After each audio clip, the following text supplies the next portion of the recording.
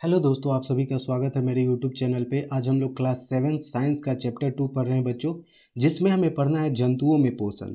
तो इस चैप्टर का 2 वीडियो जो है वो बच्चों ऑलरेडी अपलोडेड है। तो अगर आपने उन वीडियोस को नहीं देखा है तो प्लेलिस्ट में चले जाइए। क्लास 7 साइंस का प्लेलिस्ट मिलेगा आपको, वहाँ पे ये जो दोनों वीडियो है इस चैप्टर का वो आपको मिल जाएगा वहाँ पे। ठीक है, ये जो वीडियो होगा ये तीसरा वीडियो होगा, जिसमें हमें पढ़ना है बच्चों भोजन नली या फिर ग्रसिका बोलते हैं। और इंग्लिश में अगर बात करें बच्चों तो फूड पाइप या फिर ओइसोफेगस बोलते हैं। क्या बोलते हैं?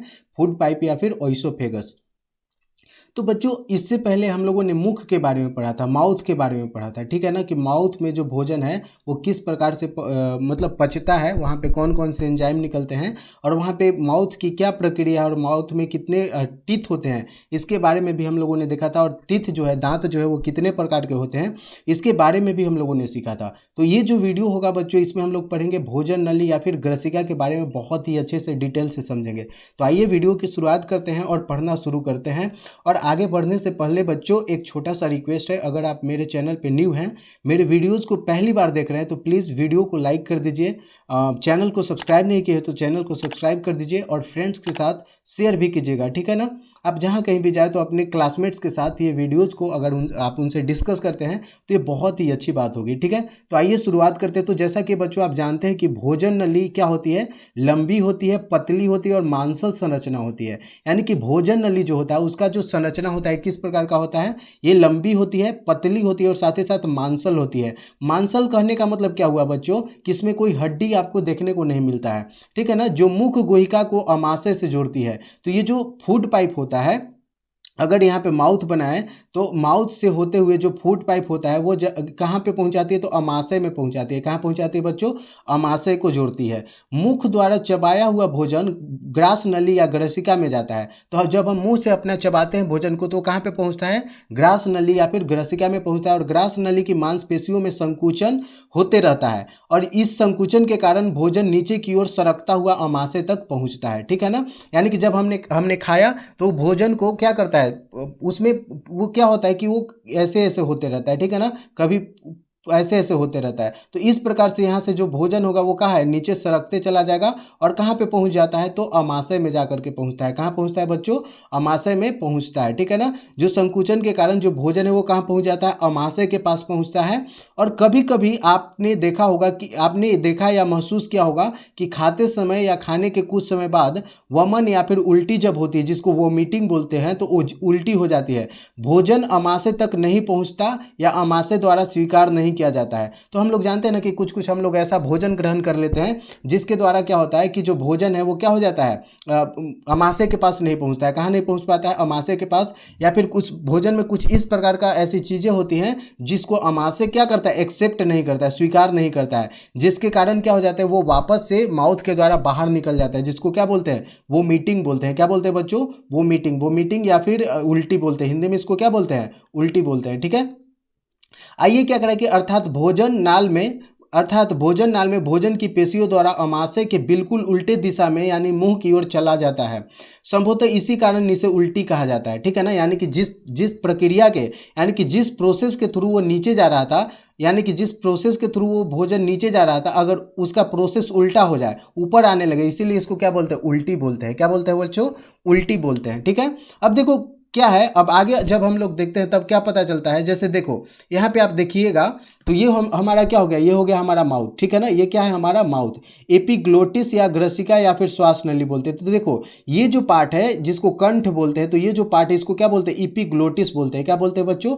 इपिग्लोटिस। उसके नीचे अगर देखिएगा तो ये होता है ग्रसिका। ठीक है ना, जिसमें हमारा भोजन जाता है। और ये जो नीचे वाला जो पार्ट होता है ये क्या कहलाता है, श्वास नली होता है। क्या होता है? श्वास नली। तो अगर आप बात कीजिएगा कि सर अगर हम खाना खाते हैं तो ये जो भोजन ये श्वास नली में क्यों नहीं चला जाता है, ये जो है ग्रसिका होते हुए अमाशय तक कैसे पहुंचता है? तो बच्चों आपको जैसा कि पता होगा कि ये यहाँ पे एक क्या होता है, फूड ढक्कन होता है। क्या होता है? एक ढक्कन होता है जो क्या कर देता है कि जब कभी भी हम भोजन ग्रहण करते हैं तो उस भोजन को ये क्या कर देता है, यहाँ से जब भोजन आने वाला होता है माउथ में, तो ये क्या कर देता है, इसको ढक देता है, इसको क्या कर देता है, इसको बंद कर देता है। इसलिए जब हम भोजन ग्रहण करते तो ये होते होते कहाँ पहुंच जाता है, अमाशय के पास पहुंच जाता है, ठीक है ना। अब देखो क्या करा है कि भोजन और एपिग्लोटिस, ये इसको रोकने का काम करता है, एपिग्लोटिस करता है। कौन करता है बच्चों, एपिग्लोटिस करता है, ठीक है।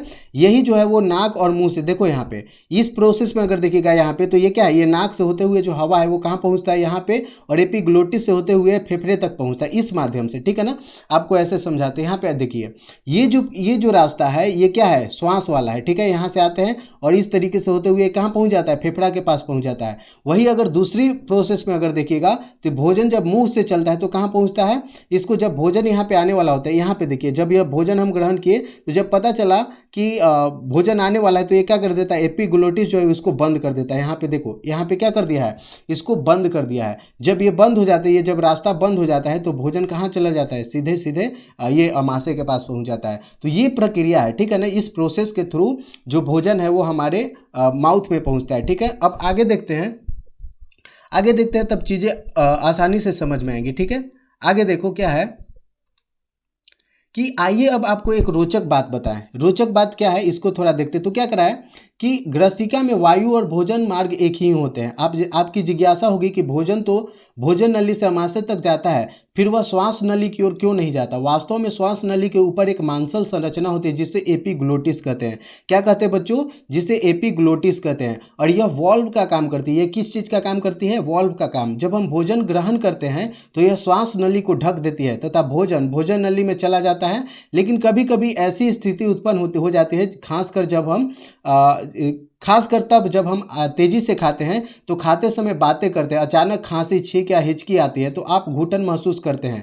ऐसा संयोग बस भोजन कणों के श्वास नली में प्रवेश करने के कारण होता है। यानी कि इसीलिए कहा जाता है बच्चों कि जब भी आप भोजन करिए तो क्या कीजिए, मुंह बंद करके, यानी कि बात नहीं करते हुए। यानी कि अगर बात कीजिएगा तो श्वास लीजिएगा। क्या कीजिएगा, जब बात कीजिएगा तो श्वास लीजिएगा। जब श्वास लीजिएगा तो ये जो ढक्कन है वो बंद नहीं हो पाएगा और भोजन कहाँ चला जाएगा, श्वास नली में चला जाएगा। इसलिए आप घुटन, यानी कि आप क्या करने लगते हैं, घुटने लगते हैं, घुटन महसूस होने लगता है, खांसने लगते हैं। तो इसीलिए कहा जाता है कि जब कभी भी भोजन किया जाए तो भोजन को क्या है, मुंह बंद करके आप बात नहीं करनी चाहिए, आसानी से आराम से खाना चाहिए, ठीक है। जिससे कि हमारा भोजन है वो कहाँ पहुंच जाए, भोजन नली में पहुंच जाए, अमाशय के पास पहुंचे, न कि एपिग्लोटिस न ढक पाए और वो श्वास नली में पहुंच जाए। इसीलिए ऐसा किया जाता है, ठीक है। अब देखो क्या करा है बच्चों कि श्लेष्मा अमाशय के आंतरिक स्तर को सुरक्षा देता है। यानी कि जब आप देखिएगा तो ये यहाँ पे आपको क्या दिखाई देगा, अमाशय दिखाई देगा। ये वाला जो पार्ट है ये क्या है, अमाशय है, ठीक है ना। तो अमाशय को जो जो संरचना सुरक्षा देती है उसको क्या बोलते हैं, श्लेष्मा बोलते हैं। क्या बोलते हैं बच्चों, श्लेष्मा। हाइड्रोक्लोरिक अम्ल भोजन के साथ आए जीवाणुओं को नष्ट करता है। यानी कि जब भोजन मुख से होते हुए ग्रसिका द्वारा कहाँ पहुँचता है, यानी कि मुख से होते हुए जब भोजन ग्रसिका के द्वारा कहाँ पहुँचता है, अमाशय में पहुँचता है। तो अमाशय में जो भोजन पहुँचता है उसमें जानते हैं कि बहुत सारे जीवाणु होते हैं, बैक्टीरिया होते हैं। तो यहाँ पे ना ये अमाशय में HCl कौन सा निकलता है, HCl। HCl को क्या बोलते हैं, ये एक एसिड है। क्या है, एसिड। तो एसिड निकलता है यहाँ पे HCl नाम का, जिसको हिंदी में बोलते हैं हाइड्रोक्लोरिक अम्ल। क्या बोलते हैं बच्चों, हाइड्रोक्लोरिक अम्ल बोलते हैं। क्या बोलते हैं, हाइड्रोक्लोरिक अम्ल। तो ये जो भोजन के साथ आए जो जीवाणु होते हैं उनको क्या कर देता है, नष्ट कर देता है तथा माध्यम को अम्लीय बना देता है। इससे पाचक रसों को क्रिया करने में सहायता मिलती है, ठीक है। पाचक रस भोजन के प्रोटीन भाग को अमीनो अम्ल में सरल पदार्थ में तोड़ देते हैं। यानी कि जो भी प्रोटीन हम लोग ग्रहण करते हैं तो प्रोटीन जो है वो यहीं पे अमाशय में क्या हो जाता है, अमीनो अम्ल में बदल जाता है। किस में बदल जाता है बच्चों, अमीनो अम्ल में, ठीक है। ये आपको याद होना चाहिए, ये आपको पता होना चाहिए कि जो प्रोटीन होता है वो अमाशय में क्या हो जाता है, किस में टूट जाता है, अमीनो अम्ल में टूट जाता है। अब देखो छिद्रयुक्त पेट की कहानी, ठीक है। एक कहानी है, इसको थोड़ा समझिएगा तो और भी चीज़ें जो है वो क्लियर हो जाएंगी। देखो कभी कभी संयोगवश घटी घटना या दुर्घटना से रोमांचक विलक्षणकारी जानकारियां मिल जाती है। जैसे छिद्रयुक्त पेट भी एक ऐसे ही घटना से संबंधित कहानी है जिससे अमाशय के कार्य की प्रणाली की जानकारी हुई। देखो बच्चों हुआ क्या था कि 6 जून 1922 को एलेक्जिन सेंट मार्टिन नामक व्यक्ति गोली लगने के कारण बुरी तरह क्या हो गया था, घायल हो गया था। उसके अमाशय में क्या हो गया था, छेद हो गया था। उसके अमाशय में क्या हो गया था बच्चों, छेद हो गया था। तो क्या हुआ कि विलियम ब्यूमोंट ह्यूमॉन्ट नामक अमेरिकी सैनिक चिकित्सक ने उसका इलाज किया। इलाज से उसकी जान तो बच गई, लेकिन चिकित्सक उसके अमाशय के छेद को बंद नहीं कर सका। उसने उसे पट्टी से ढक दिया। सेंट मार्टिन ने अमाशय की छेद को डॉक्टर ह्यूमॉन्ट ने अमाशय की कार्य प्रणाली की जानकारी प्राप्त करने के अवसर के रूप में लिया, और उसने देखा कि अमाशय भोजन का मंथन कर रहा था। क्या कर रहा था बच्चों? जब यहाँ पे इसकी गोली लग गई थी तो डॉक्टर जो है वो अमाशय को बंद नहीं कर पाया था, तो उसने क्या देखा कि अमाशय क्या कर रहा है? भोजन का मंथन कर रहा है, यानी कि उसको मथ रहा है। उसके छोटे छोटे टुकड़ों में जो भोजन मुख नली से होते हुए अमाशय के पास पहुंचा था, तो उसको क्या कर रहा था? छोटे छोटे टुकड़ों में तोड़ रहा था। उसकी दीवारों से रस निकालकर उसे दूसरे पदार्थों के साथ भी प्रयोग किए, और उसने यह पाया कि अमाशय छोटी आंत में तभी खुलता है जब अमाशय में भोजन का पाचन पूरा हो जाता है। इन खोजों से निष्कर्ष पर पहुंचना आसान हो गया कि पाचन मूलतः रासायनिक क्रिया है, न कि यांत्रिक क्रिया है। यानी कि इससे ये पता चला कि जब हम लोग भोजन मुख से अपना भोजन ग्रहण करते हैं तो ये होते होते ग्रसिका द्वारा कहाँ पहुंचता है? अमाशय में, और अमाशय में ये तब तक भोजन का मंथन होते रहता है, यानी कि भोजन को छोटे छोटे टुकड़ों में तब तक विभाजित करते रहता है जब तक कि ये कार्य पूरा ना हो, भोजन पच न जाए। जब भोजन पच जाता है तो ये खुलता है और कहाँ पे पहुंचता है? छोटी आंत में पहुंचता है। कहाँ पहुंचता है बच्चों? भोजन जो है वो अमाशय से पच करके अमाशय का जब कार्य पूरा हो जाता है तो कहाँ पहुंचता है? छोटी आंत में पहुंचता है। अब बच्चों हम लोग देख लेते हैं कि ये छोटी आंत क्या होता है, ठीक है ना। अब हमें देखना है कि ये छोटी आंत क्या होता है। तो देखो बच्चों क्या होता है कि छोटी आंत लगभग 6 से 60 मीटर लंबी कुंडलित संरचना है। तो छोटी आंत क्या है? अगर बोला जाए कि छोटी आंत क्या है, तो छोटी आंत 6 से 7 मीटर लंबी कुंडलित संरचना है। कुंडलित करने का मतलब क्या है कि एक दूसरे से ऐसे ऐसे ऐसे ऐसे ऐसे ऐसे इस प्रकार से क्या है? जुड़ा हुआ है, मतलब कुंडल में बना हुआ है, ऐसे सीधा सीधा नहीं होकर के एक ही दूसरे में जुड़ा हुआ है। तो इसको क्या बोलते हैं? कुंडलित संरचना बोलते हैं।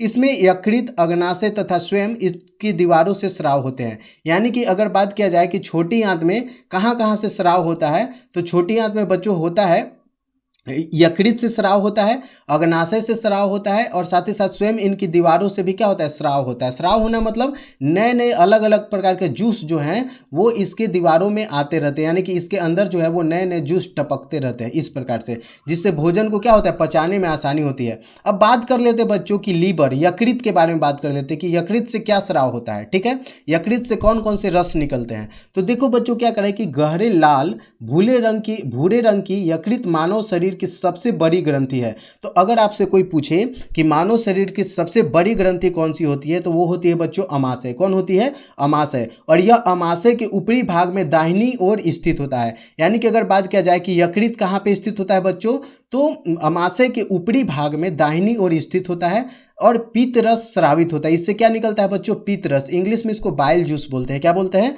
इंग्लिश में इसको बाइल जूस बोलते हैं, और हिंदी में इसको क्या बोलते हैं? इंग्लिश में इसको बाइल जूस बोलते हैं, और हिंदी में इसको बोलते हैं पित्तरस। क्या बोलते हैं? पित्तरस, जो एक थैली नुमा संरचना पित्ताशय में संग्रहित होता है। पित्तरस वसा के पाचन में महत्वपूर्ण भूमिका निभाता है। किसमें निभाता है बच्चों? वसा यानी कि जो हम लोग घी, तेल, मक्खन जो कुछ भी खाते हैं तो उसमें क्या मौजूद होता है? वसा मौजूद होता है। तो उसके पाचन में कौन सा रस मतलब हेल्प करता है? तो पित्त रस हेल्प करता है, ठीक है। अब देखो क्या करें यहाँ पे, अगर आप देखिएगा तो अग्नाशय से प्राप्त स्राव। अब एक और अंग होता है जो क्या करता है? अग्नाशय। उसको क्या बोलते हैं बच्चों? अग्नाशय। तो इससे कौन कौन सा स्राव होता है? तो देखो क्या कर रहा है कि अग्नाशय हल्के पीले रंग की पत्ती के आकार की बड़ी ग्रंथि है जो अमाशय के ठीक नीचे स्थित होती है, और इससे स्रावित अग्नाशयिक प्रोटीन, कार्बोहाइड्रेट और वसा पर क्रिया कर उन्हें सरल रूपों में बदल देते हैं। तो जैसा कि बच्चों हम भोजन करते हैं, जैसे मान लीजिए हम लोग क्या खाते हैं, जैसे चावल हो गया, रोटी हो गया, तो उसमें क्या मौजूद होता है? कार्बोहाइड्रेट मौजूद होता है। वही अगर बात करें तेल हो गया, घी हो गया, मक्खन हो गया, ये सब खाते तो इसमें क्या मौजूद होता है? वसा मौजूद होता है, ठीक है। वही अगर बात करें जब हम दाल खाते तो उसमें क्या मौजूद होता है? प्रोटीन मौजूद होता है। तो इन चीजों को तोड़ने के लिए जो अग्नाशय से अलग अलग प्रकार के क्या निकलते हैं? रस निकलते हैं। क्या निकलते हैं? जूस निकलते हैं, जिसको क्या बोलते हैं? बच्चों?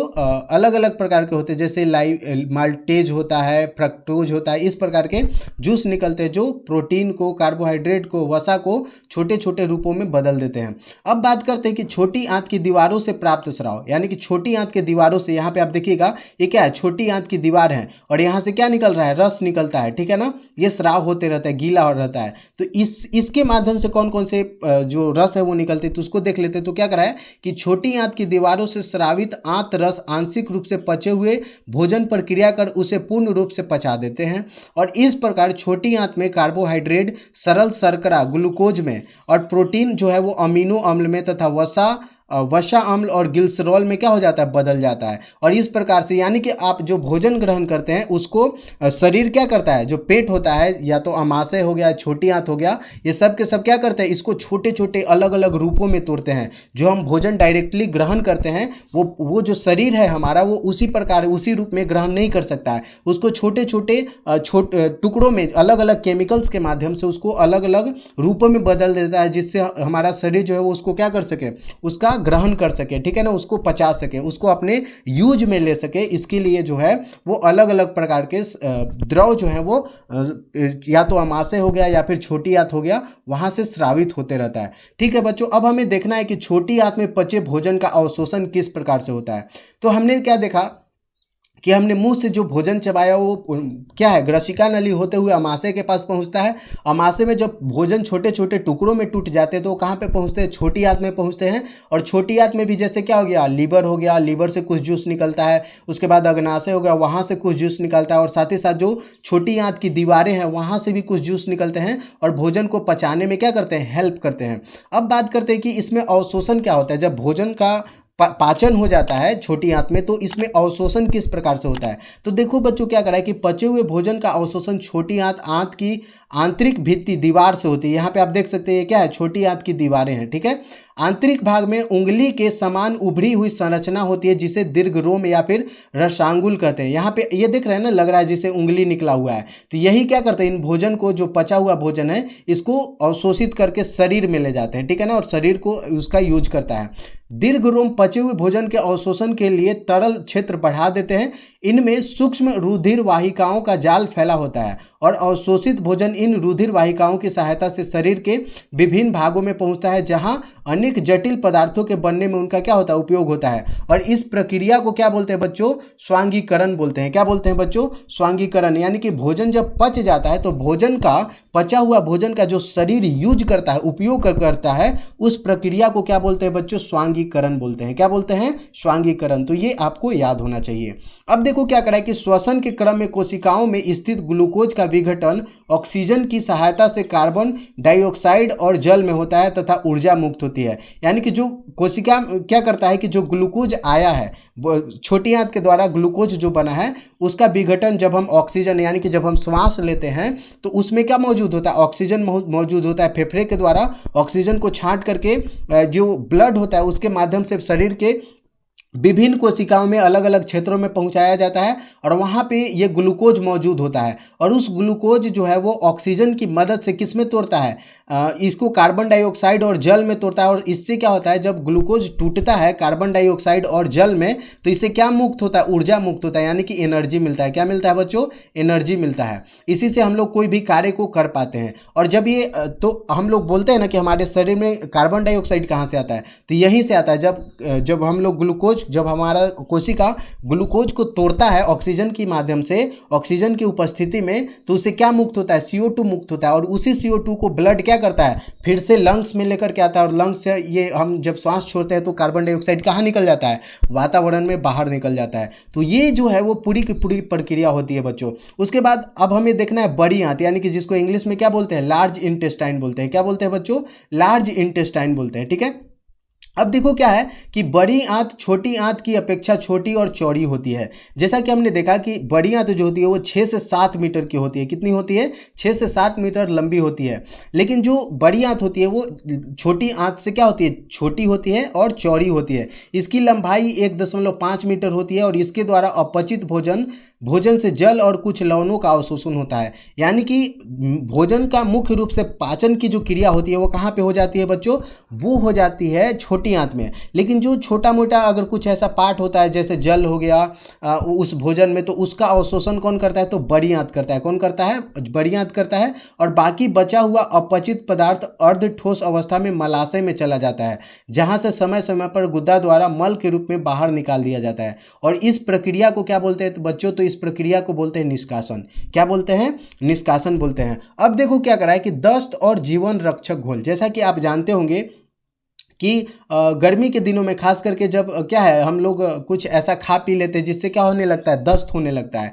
तो उस चीज़ से बचने के लिए, यानी कि दस्त कभी कभी जानलेवा भी साबित हो जाता है, तो इस चीज़ से बचने के लिए बच्चों हम लोग क्या पीते हैं, जीवन रक्षक घोल पीते हैं। क्या पीते हैं, जीवन रक्षक घोल, जिसको ORS भी बोलते हैं। क्या बोलते हैं, ORS। ठीक है, अब देखो क्या करें कि भोजन तो हम प्रतिदिन करते हैं, लेकिन कभी कभी आंतरिक संक्रमण, भोजन के पदार्थों की एवं जल की विषाक्तता या अपच के कारण हम बार बार पतले जलीय मल के निष्कासन के लिए विवश हो जाते हैं। छोटे बच्चे इस स्थिति का शिकार अक्सर हो जाते हैं और इस स्थिति को दस्त कहते हैं। क्या बोलते हैं बच्चों, दस्त बोलते हैं। जो पतला पैखाना होता है इसको क्या बोलते हैं, दस्त बोलते हैं। और दस्त के कारण शरीर से अधिक मात्रा में जल और लवणों की क्या हो जाती है, कमी हो जाती है। कभी कभी यह स्थिति जो होती है वो क्या हो जाती है, घातक हो जाती है। घातक होने का मतलब क्या है, जानलेवा भी हो जाता है। अगर ध्यान नहीं दीजिएगा तो ये क्या हो जाएगा, जानलेवा हो जाएगा। तो अगर हम इसमें, तो ऐसी स्थिति में उबले जल को ठंडा करके उसमें चुटकी भर हमें क्या करना चाहिए, नमक मिलाना चाहिए और चीनी का घोल बना करके प्रभावित व्यक्ति को बार बार देना चाहिए।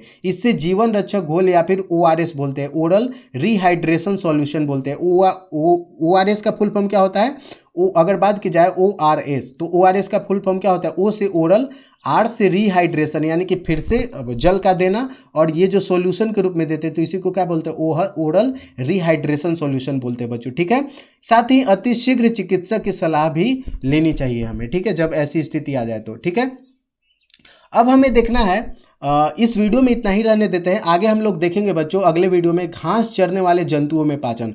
हमने क्या देखा, मनुष्यों में पाचन। हमने क्या देखा, मनुष्यों में पाचन। मनुष्य में किस प्रकार से पाचन होता है, मनुष्य में किस प्रकार से पाचन होता है, इसके बारे में हम लोगों ने क्या देखा, इस वीडियो में देखा। अब हम अगले वीडियो में देखेंगे बच्चों कि जो घास चरने वाले जंतु होते हैं उनमें पाचन किस प्रकार से होता है। जैसे यहाँ पे आप एक पिक्चर देख रहे होंगे जिसमें गाय क्या कर रही है, घास को चर रही है। तो ये अपना भोजन कैसे पचाती है, इसके बारे में हम लोग नेक्स्ट वीडियो में सीखेंगे।